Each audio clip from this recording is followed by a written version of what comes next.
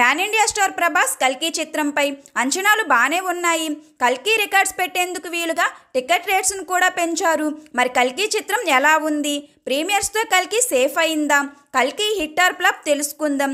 యూఎస్ఏలో premier షోలు పడ్డాయి. కల్కి చిత్రం స్టోరీ లైన్ పురాణాలు బేస్ చేసుకుని తీసిన చిత్రమని అర్థమవుతుంది.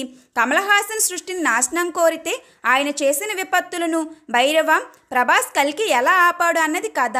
భైరవగా ప్రభాస్, అశ్వత్థామగా అమితాబ్ బచ్చన్, కలినాశనం కోరే పాత్రలో కమల్ హాసన్, దీపికా పదుకొని సినిమాని నిలబెట్టారు.